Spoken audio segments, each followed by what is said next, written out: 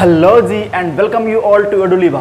तो आज की क्लास में हम लोग देखने वाले हैं सीबीएसई का क्लास 12 का जो सैंपल पेपर जारी हुआ है उसी का सेक्शन ए का सॉल्यूशन देखने वाले हैं। ठीक है, सेक्शन ए का जो क्वेश्चन है ना 1 से लेकर के 10 तक मैंने चैनल पर डाल दिया उसका सॉल्यूशन, आप वहां जाकर के देख सकते हो अगर आपने नहीं देखा है तो। और इस वीडियो में हम लोग करने वाले हैं सेक्शन ए का जो 11 से लेकर के 20 तक का क्वेश्चन है उसका सॉल्यूशन। ठीक है, तो चलिए 11 नंबर क्वेश्चन को देखते हैं। क्वेश्चन कह रहा है let the relation R in the set A equal to, set A क्या दे रखा है, एक्स जो है ना वो इंटीजर है, जेड मतलब इंटीजर होता है ना, और एक्स 0 से लेकर के 12 के बीच में, यानी कि और 0 और 12 पर आप देख रहे हैं इक्वल भी लगा हुआ है तो 0 और 12 भी शामिल होगा सेट ए में।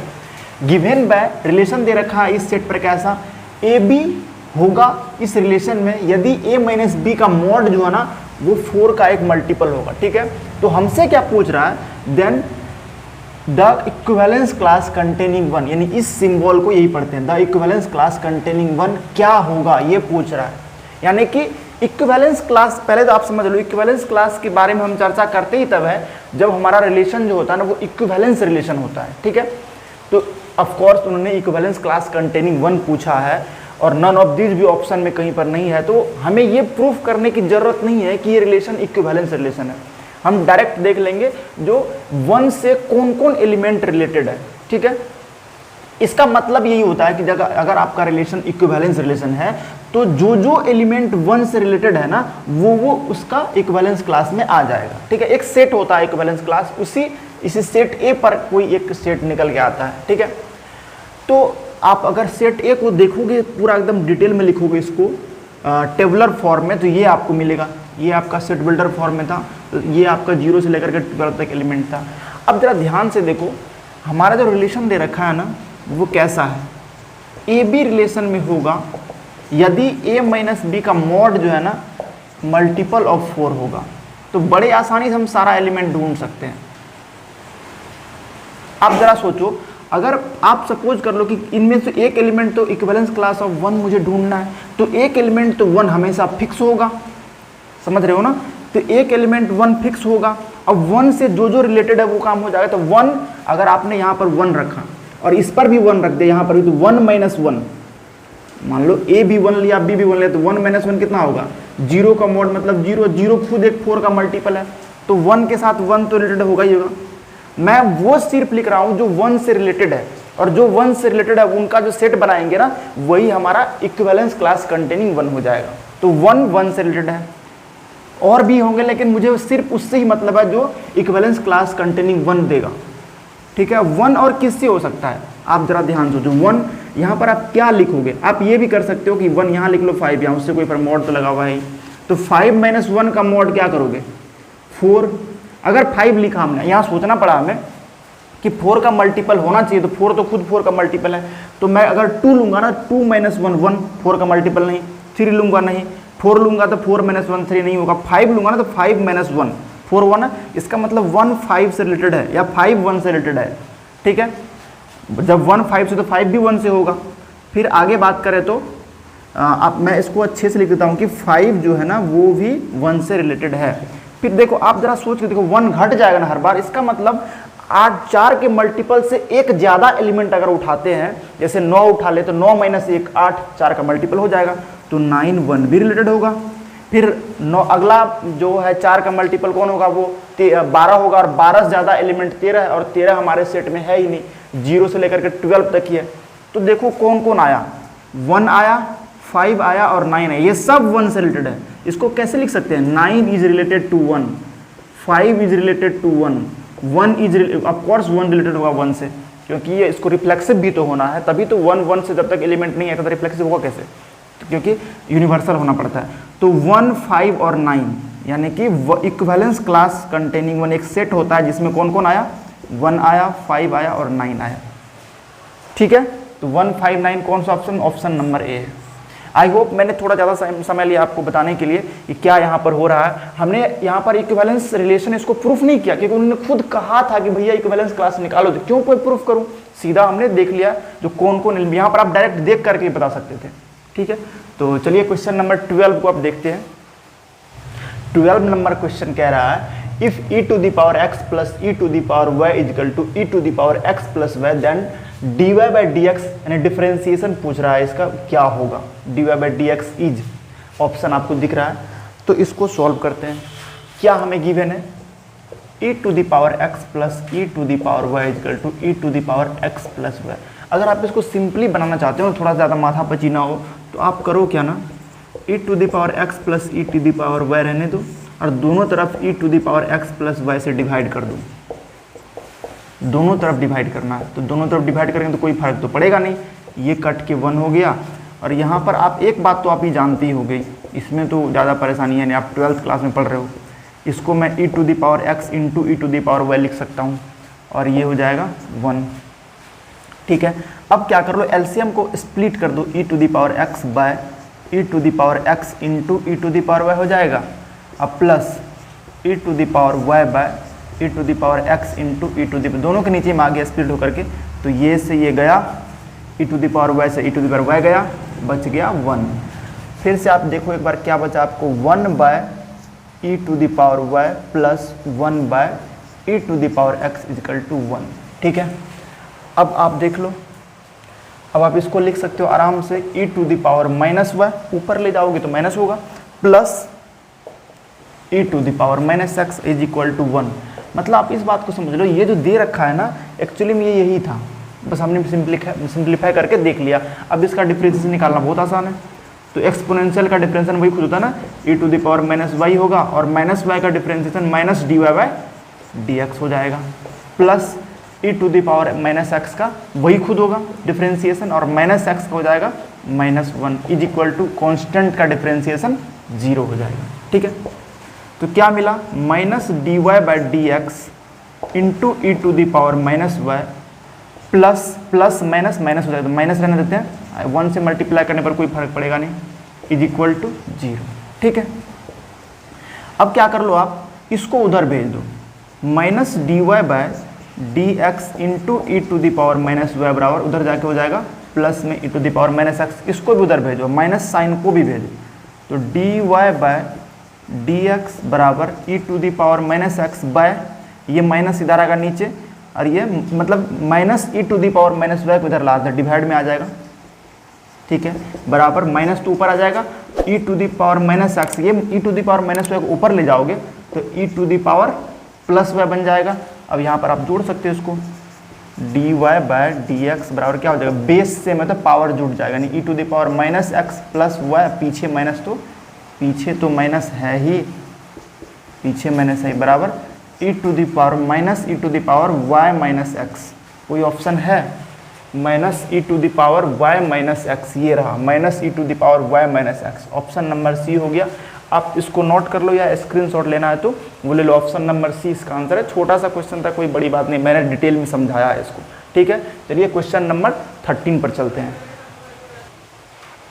13 नंबर क्वेश्चन कह रहा है, given that matrices A and B are of order 3 cross n and m cross 5, मतलब ए का जो ऑर्डर है ना वो 3 क्रॉस n है, मतलब 3 रो और n कॉलम है, और बी का जो ऑर्डर है वो m क्रॉस 5 है respectively, then the order of matrix C is equal to 5a plus 3b is.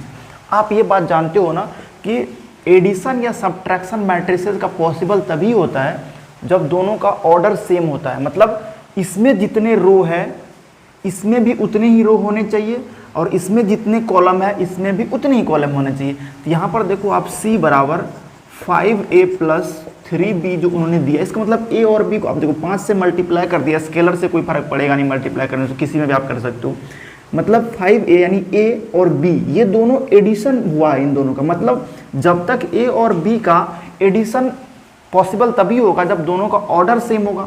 इसका मतलब ये बता रहा है कि भाई a और b जो मैट्रिक्स है ना दोनों का ऑर्डर सेम है, तो देखो इसका मतलब इसमें जितने रो है इसमें भी उतने ही रो होने चाहिए, यानी 3 और m आपस में इक्वल होने चाहिए।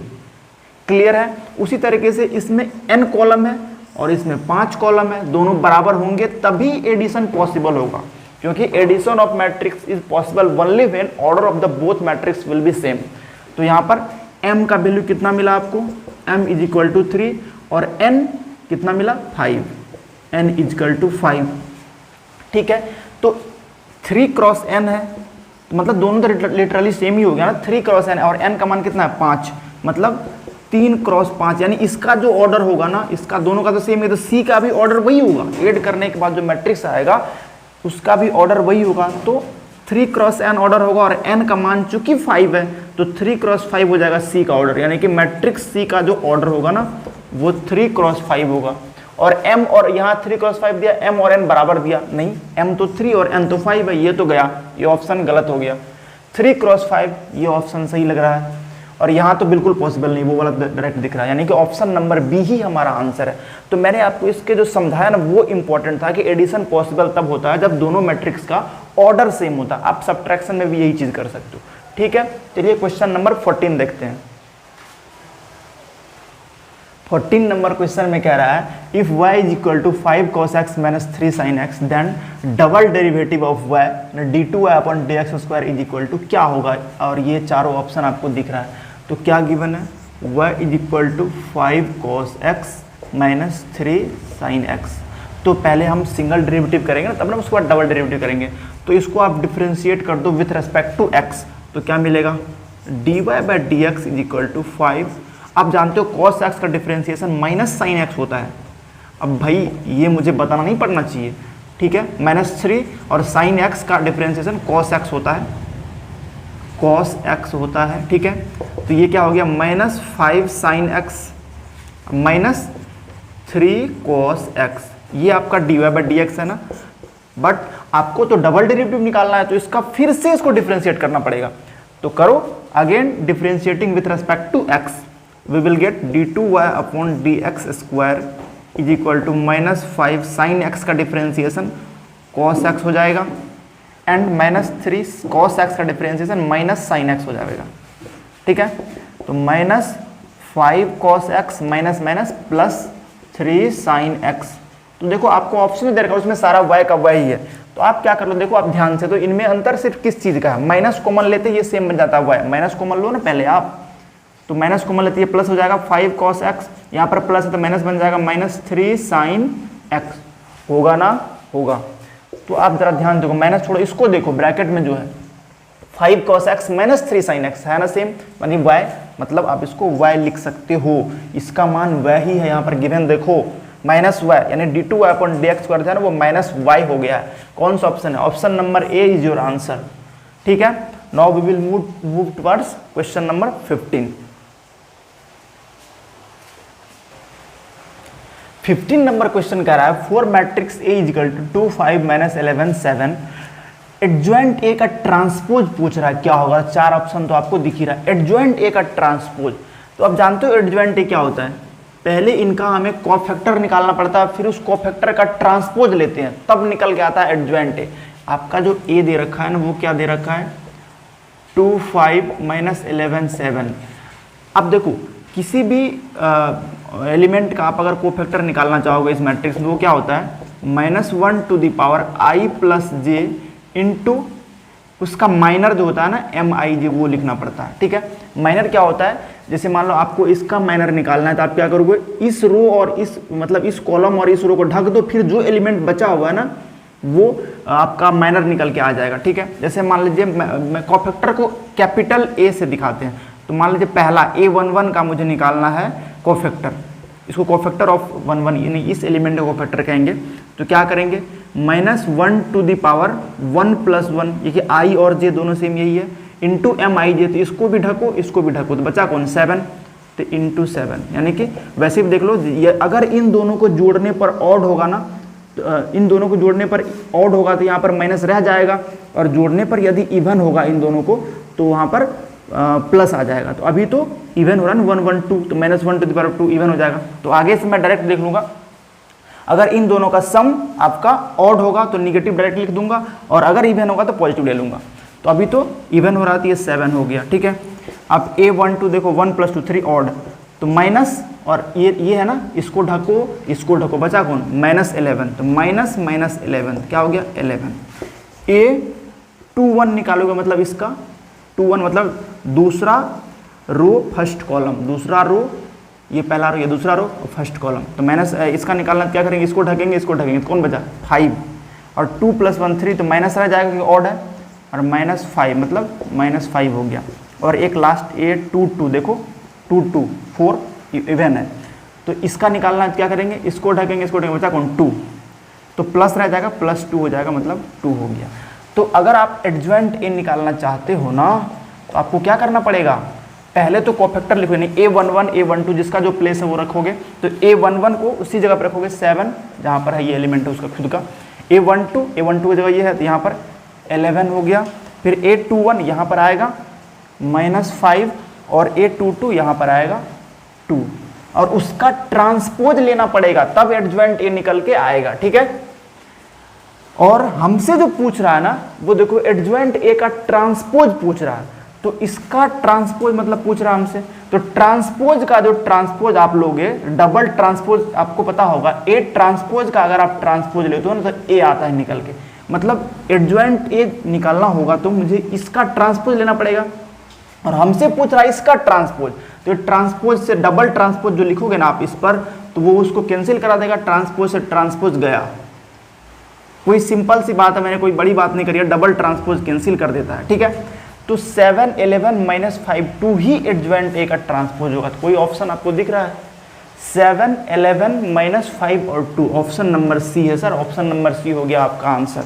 अगर आपको डाउट था तो आप क्या करते, एडजॉइंट ए निकाले, ट्रांसपोज फिर से ट्रांसपोज, तो यही निकल के आता, तो मैंने डायरेक्ट कर दिया, ठीक है। तो चलिए क्वेश्चन नंबर 16 को देखते हैं। 16 नंबर क्वेश्चन में कह रहा है the points on the curve x² / 9 + y² / 16 = 1, ये एक एलिप्स का कर्व है, ठीक है, at which the tangents are parallel to y axis are, ये पॉइंट में से पूछ रहा है कौन पॉइंट होगा। इसको आप दो तरीके से कर सकते हो, अगर आप यहाँ पर ज्योमेट्री इस्तेमाल कर लोगे ना तो बड़े आसानी से बन जाएगा। आपको पता होगा एलिप्स का ये इस वाले का, क्योंकि ये y एक्सिस की तरफ अलाइंड है, तो ऐसा बनेगा। आपसे पूछ रहा है कि इस कर्व पर ऐसे कौन पॉइंट है जहां पर टेंजेंट y एक्सिस के पैरेलल है, तो आप अगर टेंजेंट के बारे में जानते हो तो आप क्लियरली बता सकते हो, टेंजेंट अगर इस पॉइंट पर निकालना तो मुझे यहाँ पर बस टच कराना है इसको एक बार। तो आप जरा सोचो, इस पॉइंट पर यदि आप टेंजेंट ड्रॉ करते हो तो यही 90 डिग्री बनाएगा x एक्सिस से, तो y एक्सिस के पैरेलल हुआ, ये जो टेंजेंट है ना ये y एक्सिस के पैरेलल। सिमिलरली यहाँ पर भी वो पॉइंट टेंजेंट ड्रॉ करोगे ना, मतलब पॉइंट ए और पॉइंट सी पर, तो कौन कौन पॉइंट है, 3,0 पॉइंट है और -3,0 पॉइंट है, यानी कि +-3,0 ये पॉइंट है जहां पर टेंजेंट जो होंगे ना y एक्सिस के पैरेलल होंगे। मतलब ये L1 और L2 दो टेंजेंट है जो y एक्सिस के पैरेलल है। तो पॉइंट किस पर ड्रॉ किया गया है, -3,0 और 3,0 पर। तो एक तो ये हुआ जो आपने डायरेक्ट देख ही लिया, डायरेक्ट आंसर मार दिया, तो ऑप्शन नंबर सी होगा। आप कैलकुलस का इस्तेमाल करके भी बना सकते हो। कैसे बनाओगे, देखो आपका कर्व क्या देगा, इसके लिए आपको डिफरेंशिएट करना पड़ेगा कर्व को। x² / 9 + y² / 16 = 1 दे रखा है, डिफरेंशिएट करो तो क्या हो जाएगा, x² का 2x / 9, x का तो 1 होता है रहने दो, 2y / 16 हो गया, और y का dy/dx हो जाएगा। इधर कांस्टेंट 1 है, उसका डिफरेंशिएशन 0 हो जाएगा। अब आप कर लो, ये 2 8 कट गया, तो क्या बचा, y/8 × dy/dx = -2x/9, इसको उधर भेजो, तो क्या मिला, dy/dx बराबर, ये 8 इधर मल्टीप्लाई -8 × 16x/9y। अब ध्यान से देखो, ये जो dy/dx निकला है ना, ये पॉइंट जो किसी भी पॉइंट पर ये टेंजेंट का स्लोप होता है ना, तो आपको कह रहा है कि टेंजेंट जो है ना वो पैरेलल है y एक्सिस के, और कोई भी टेंजेंट यदि पैरेलल होगा ना y एक्सिस के तो उसका स्लोप इनफाइनाइट होता है। मतलब ये इनफाइनाइट है, और इनफाइनाइट का मतलब नीचे में 0 हो, यानी कि ये वाला 0 होना चाहिए, क्योंकि टेंजेंट जो है ना वो पैरेलल है y एक्सिस के, इसका मतलब उसका स्लोप इनफाइनाइट होने का मतलब नीचे में 0, क्योंकि आप ऊपर कुछ भी रखो लेकिन नीचे में 0 आएगा तभी उसको इनफाइनाइट हम लोग मानते हैं, जो सेंस निकल करते हैं, यानी कि नीचे 0 होना चाहिए, 9y बराबर क्या होना चाहिए, 0, ताकि स्लोप उस पॉइंट पर पैरेलल होगा y एक्सिस के जहां पर नीचे वाला 0 होगा, क्योंकि इनफाइनाइट होगा स्लोप इसका मतलब। तो ये y यानी y बराबर आपको क्या मिला, 0 बनाया, यानी 0 मिला, y बराबर 0 इस इक्वेशन में पुट कर दो आप। आपका जो इक्वेशन मतलब कर्व का जो इक्वेशन दे रखा है, x² / 9 + y² / 16 = 1, पुट करो y = 0, तो x² / 9 अब +0 का स्क्वायर, 0/16 0 हो गया, बराबर +0, तो छोड़ो 0 क्या लिखना, बराबर 1, तो x² बराबर 9 हुआ, यानी यहाँ से x बराबर ±√9 मतलब +-3। तो पॉइंट क्या मिला, x, y, यानी कि x तो यार +-3 और y तो आपका 0 था ना, यहाँ से देख लो, तब भी तो +-3, 0। लेकिन अब देखो इससे अगर कोऑर्डिनेट इस ज्योमेट्री का इस्तेमाल करके देखिए, ग्राफ ड्रॉ करके कर, कितना आसान है। ये क्वेश्चन को वैसे ही पूछ सकता था वो कि कहाँ पर जो स्लोप है वो एक्स एक्सिस के पैरेलल है, तो ये बी और डी वो पॉइंट, यानी कि 0 ± 4 वो पॉइंट होता जहां पर स्लोप वो एक्स एक्सिस के पैरेलल होता, ठीक है। और नहीं तो आप कैलकुलस से इस्तेमाल करके बनाओ, ठीक है। तो आई होप कि आप समझ गए होंगे। चलिए क्वेश्चन नंबर 17 की तरफ बढ़ते हैं। 17 नंबर क्वेश्चन में क्या कह रहा है, given that A equal to A I G, मतलब इस मैट्रिक्स में आई ऑर्डर है और जे कॉलम है, ठीक है। Is a square matrix of order 3 cross 3, मतलब ये जो ए मैट्रिक्स है ना वो उसका ऑर्डर 3 क्रॉस 3, मतलब 3 रो है और 3 कॉलम है। एंड डिटर्मिनेंट ए, अगर आप उसका डिटर्मिनेंट निकालते हो तो वो -7 आ रहा है। तो हमसे पूछ रहा है कि बता दो भाई इसका वैल्यू क्या होगा। तो पहले मैं इसको लिख लेता हूं कि ये क्या है। हमसे दिया है, पूछा उन्होंने सिग्मा आई इक्वल टू 1 2 3। अब सिग्मा का मतलब तो क्लास 12 से ही जानते होंगे जब आप स्टैटिक्स पढ़े होंगे। इसको हम लोग i इक्वल टू 1 से थे, मतलब 1 से लेकर के 3 तक गया है ये, यानी कि इसको हम लोग ऐसे लिखा, सिग्मा जोड़ डालेगा बीच में, यानी a12 प्लस सिग्मा कारण जोड़ आया, फिर 1 के बाद i का मान 1 से 2 तक, तब जाओ दूसरा 2 लिखोगे तो 2 2, यहाँ 2 फिक्स रहेगा दोनों में, a22 फिर प्लस, और ये 3 तक है ना तो एक और लिखना पड़ेगा, जाहिर सी बात है 3 ऑर्डर ही है तो उतना ही लिखना पड़ेगा ना, 32 और a32। इसका मान पूछ रहा है एग्जैक्टली में, जो हमसे पूछा जा रहा है ना ये वाला का मान पूछा जा रहा है। इसको शॉर्ट में लिखने का तरीका ये है। आप कहोगे सर ये क्या है, तो ये है कोफैक्टर किसका, a12 एलिमेंट के पहले रो और दूसरे कॉलम का जो एलिमेंट है उसका ये कोफैक्टर है। तो अगर आप पढ़े होंगे तो आपको पता होगा ना कि ऐसे सिर्फ यही नहीं, अगर सेम इस तरीके से आप किसी ऑर्डर किसी भी रो का या कॉलम का लोगे तो आपको हमेशा डिटर्मिनेंट a मिलता है, और वो उसका वैल्यू उन्होंने कितना दे रखा है -7। ये यहीं पर सही नहीं है, बाकी हर के लिए सही है। आप किसी एक को फिक्स कर, जैसे इसमें हमने कॉलम को फिक्स कर दिया 2 2 2 2 और बाकी रो 1 2 3 जा रहा है। आप क्या कर लो, कॉलम को आप रो को ही 1 1 फिक्स कर दो, बाकी सबका 1 रखो और बाकी जो भी कॉलम बदलते जाओगे जितना ऑर्डर है वहां तक, तो आपको हमेशा डिटर्मिनेंट ए ही मिलेगा। और अगर कुछ उल्टा पुल्टा हुआ इसमें तो उसका वैल्यू 0 हो जाता है। अभी लेकिन डिटर्मिनेंट ए होता है, आप ये एक प्रॉपर्टी है, तो डिटर्मिनेंट ए हुआ, इसका वैल्यू एग्जैक्टली डिटर्मिनेंट ए है, इसीलिए तो डिटर्मिनेंट ए का वैल्यू दे दिया है भाई कितना है, तो मैंने 7 क्या हमारा आंसर। और कौन सा ऑप्शन है, option number B is your answer. Now we will move toward question number 18। क्वेश्चन नंबर 18 कह रहा है if y equal to log cos e to the power x then dy by dx क्या होगा। 4 ऑप्शन आपको दिख रहा है, इनमें से कोई एक हमारा सही होगा, तो हमें इसका डिफरेंशिएशन करना है, सिंपली समझ लो। तो दे रखा है y equal to log cos e to the power x, तो differentiating with respect to x we will get y का differentiation dy by dx। log में जानते हो आप 1 बाय हो जाता है वो, log cos e to the power, तो क्या हो जाएगा cos e to the power x हो जाएगा 1 by cos e to the power x। cos का आप निकालोगे तो cos का होता है माइनस साइन और e to the power x, और उसके बाद आप e to the power x का भी निकालोगे, चेन रूल होता है ना, चेन रूल से निकल रही है। e to the power x का आपको e to the power x ही मिलेगा, और x का 1 हो गया तो लिखने की जरूरत नहीं है, ठीक है। तो क्या मिला, minus sine e to the power x by cos e to the power x into E to the power x, ये वाला, ये दोनों लिखे साथ में, तो साइन बाय कॉस 10 हो जाता है, तो minus 10 E to the power x into E to the power, मतलब ये बाहर है, मतलब आप इसको ऐसे लिख सकते हो minus E to the power x, ये वाला पहले लिख लो, into 10 E to the power x, ये हो गया। या तो ऐसे या ऐसे तो कोई देगा, तो ये नहीं 10 होना चाहिए, 10 एक है अपने यहाँ पर है, minus E to the power x into 10 E to the power x, exactly मिल गया। तो ऑप्शन नंबर डी हमारा आंसर हो गया dy बाई dx का। तो आप देख लो इसको, और हम लोग बढ़ते हैं क्वेश्चन नंबर 19 की तरफ। 19 नंबर क्वेश्चन में कह रहा है based on the given shaded region, जो ये शैडेड रीजन है छायांकित भाग दिख रहा है, एज द फिजिबल रीजन, ये हमारा फिजिबल रीजन, मतलब इनके कॉर्नर पॉइंट पर हमें ऑब्जेक्टिव फंक्शन का या तो मैक्सिमम वैल्यू निकालना होगा या मिनिमम, जो भी वो कहेगा।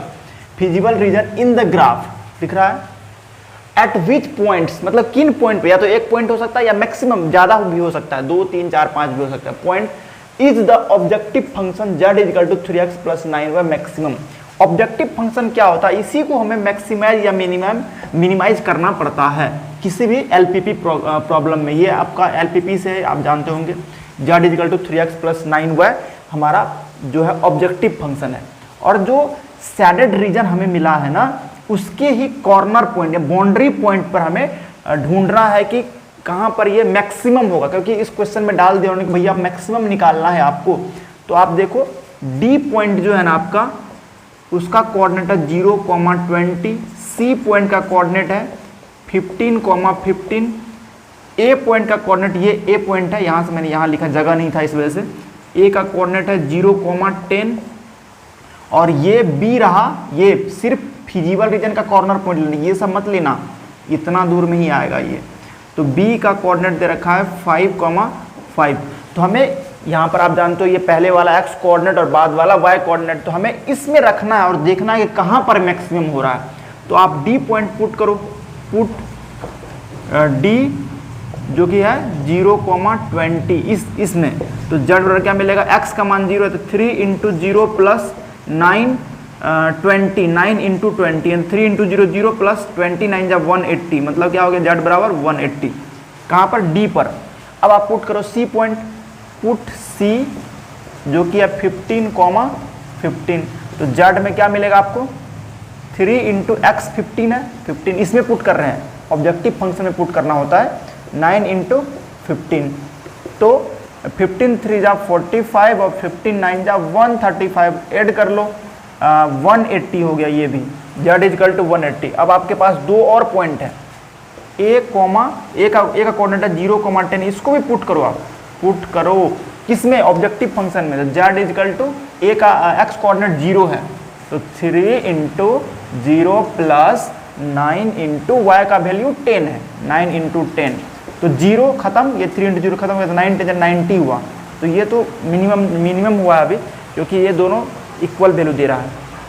हो सकता है बी पर बड़ा आ जाए, नहीं बी पर बड़ा आने का कोई संभव नहीं है। पुट करते हैं, पुट बी जो कि है कितना, बी इजकल टू पुट कर दो 5,5 किसमें, इस ऑब्जेक्टिव फंक्शन में, तो Z is equal to 3 into X भी 5 वाई भी 5, 3 इंटू 5 प्लस 9 इंटू 5, तो 3 5 जा 15, 9 5 जा 45, तो कितना हो जाएगा 60। ये तो मिनिमम हो गया, ये तो सबसे मिनिमम हो गया। तो सी और डी दोनों पर जो है ना, सी और डी दोनों पर मैक्सिमम हुआ है। At C and D Z जो है ना वो कितना दिया वैल्यू, ऑब्जेक्टिव फंक्शन की वैल्यू 180 आती है, यही तो मैक्सिमम, 4 ही पॉइंट था। तो सी और डी पर यानी कि इस लाइन सेगमेंट पर ही मैक्सिमम हो जाएगा।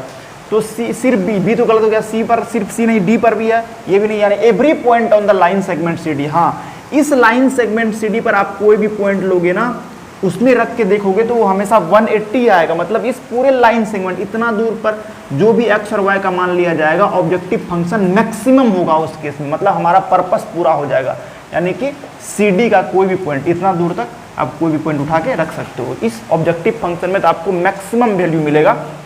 ठीक है, तो ये था क्वेश्चन नंबर 19 जिसका ऑप्शन नंबर डी जो है वो ट्रू है। चलिए अब बढ़ते हैं लास्ट क्वेश्चन आज के वीडियो का, वो है क्वेश्चन नंबर 20। तो क्वेश्चन नंबर 20 में कह रहा है the least value of the function F X is equal to 2 cos x plus X in the closed interval 0 to π/2। आपको सिर्फ इसी इंटरवल में बताना है कि किसका मतलब किस पॉइंट पर जो है ना वैल्यू मिनिमम हो रहा है। लिस्ट मतलब मिनिमम होता है। तो हमारा फंक्शन क्या दे रखा है 2 cos x प्लस एक्स। ठीक है, आप एओडी का ये क्वेश्चन एप्लीकेशन ऑफ डेरिवेटिव, वहाँ से हम लोग मिनिमम मैक्सिमम वैल्यू निकालते हैं ना, मैक्सिमम मिनिमा जो होता है। तो देखो इसके लिए मुझे डेरिवेटिव इसका निकालना पड़ेगा एफ डैश एक्स। तो क्या होगा 2 cos x का डेरिवेटिव हो जाएगा माइनस साइन एक्स, और x का डेरिवेटिव 1 हो जाएगा, तो -2 sin x प्लस 1 हो गया। और आपको मैक्सिमम या मिनिमम वैल्यू के लिए डेरिवेटिव को 0 के बराबर करना होता है। तो F dash X is equal to 0 कर लो, तो क्या मिलेगा -2 sin x plus 1 is equal to 0। तो यहाँ से आपको 2 sin x को उधर भेज दो और उल्टा दो, तो क्या हो जाएगा 1 हो जाएगा, यानी sin x आपको मिल जाएगा 1/2। ये मत भूलो कि आपका इंटरवल 0 to π/2 ही है। ठीक है, तो 0 to π/2 में sin x का वैल्यू 1/2 कहाँ होता है, sin π/6 पर। तो x का वैल्यू आपको कितना मिल गया, एक इंटरवल जहाँ पर 0 होगा डेरिवेटिव, वो π/6 भी है। तो इन सब पॉइंट पर या तो 0 या π/2 जो बाउंड्री पॉइंट है उस इंटरवल का, और या π/6, इन्हीं तीनों पॉइंट पर हमें चेक करना है और बताना है कि लिस्ट वैल्यू कितना है। ठीक है, या एग्जिस्ट करता है भी कि नहीं भी करता है, ये भी हो सकता है। ठीक है, तो देख लेते हैं अभी। तो आप पुट कर लोगे एफ एक्स आपका दे रखा है 2 cos x प्लस एक्स। आपके पास 3 पॉइंट है, 0 π/2 जो बाउंड्री पॉइंट है इंटरवल का, और ये π/6 जो डेरिवेटिव को 0 करने पर आया है। ठीक है, तो पुट करो, पहले 0 पुट कर लेते हैं, f0 मतलब 2 इंटू cos 0 प्लस एक्स का मान 0। तो cos 0 तो 1 होता है ना, तो 2 इंटू 1 प्लस 0 क्या मतलब, तो कुछ है नहीं, 2 हो गया। अब आप निकालो f π/6, मतलब मैं इंक्रीजिंग ऑर्डर में निकाल रहा हूँ, π/6 उसके बाद π/2 निकालेंगे। f π/6 क्या होगा, इसी में डाल रहे हैं, मतलब π/6 यहाँ पर x का मान, तो 2 cos π/6 प्लस x का मान π/6। तो cos 30 होता है √3/2 ना, ये cos 30 π/6 √3 क्या बोलते हैं, cos 30 जो होता है ना वो √3/2 होता है, और 30 डिग्री को ही π/6 कहते हैं, ये बताने की जरूरत नहीं है।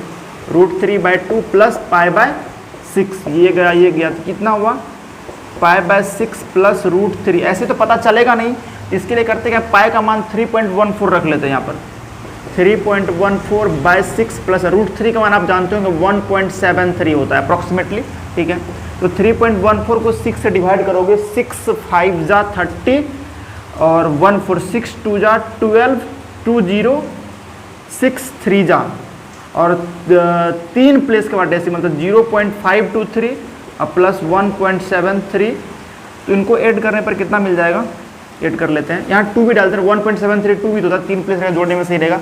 तो 3 और 2 5, √3 का वैल्यू 1.73 2 भी होता है, 3 2 5 2 3 5 5 7 12, एक कैरी हुआ 1 और 1 2.255, मतलब f π/6 का वैल्यू आ गया 2.255। अब एक बचा हुआ π/2, f π/2 भी निकालो, 3 ही पॉइंट था, f π/2 इसमें डालेंगे तो 2 cos π/2 x के जगह पे, अब प्लस π/2। तो सौभाग्य की बात है कि cos π/2 जो होता है वो 0 होता है, तो आसान हो गया थोड़ा सा, π/2 cos 0, ये 2 इंटू 0 हो गया, खत्म। तो बचा क्या, सिर्फ π/2, और π/2 आप रखोगे 3.14/2, पाई का मान तो 1.57 अप्रोक्सीमेटली। तो पूछ रहा है कि भैया क्या पूछ रहा था वो हमसे, मिनिमम वैल्यू कहाँ पर होगा। तो मिनिमम वैल्यू कहाँ पर होगा, मिनिमम वैल्यू कहाँ पर होगा नहीं, कितना होगा, द लिस्ट वैल्यू ही पूछ रहा है। तो 1.57 2.25 और एक 2, इसमें आप ही बता दो मिनिमम कौन है, आपको क्लियरली दिख रहा है कितना, 1.57 जो है ना वो मिनिमम वैल्यू है। ठीक है, तो मिनिमम वैल्यू क्या, the least value of the function इतना इन द क्लोज्ड इंटरवल, तो π/2 ही मिनिमम वैल्यू है ना, 1.57 मतलब π/2, उसी को देखे ना, तो चेक करने के लिए देखे थे कि 1.57 मिनिमम है कि नहीं है, तो π/2 मिनिमम वैल्यू है इसका, यानी कि π/2 is the minimum value of this function in the interval 0 to π/2। और इस तरीके से आपका पूरा का पूरा ये सेक्शन ए का क्वेश्चन जो है ना वो कंप्लीट हो गया। 2 वीडियो है, एक सेक्शन ए का पहले डाला हुआ है और एक ये रहा। अब अगले वीडियो में आपके लिए सेक्शन बी का सॉल्यूशन लेके आऊँगा बहुत जल्द ही, और आप लोगों का 12th का जो एग्ज़ाम का डेट भी आ गया जो होने वाला है, तो अच्छे से तैयारी करो। और चलिए फिर मिलते हैं नेक्स्ट वीडियो में। Thank you.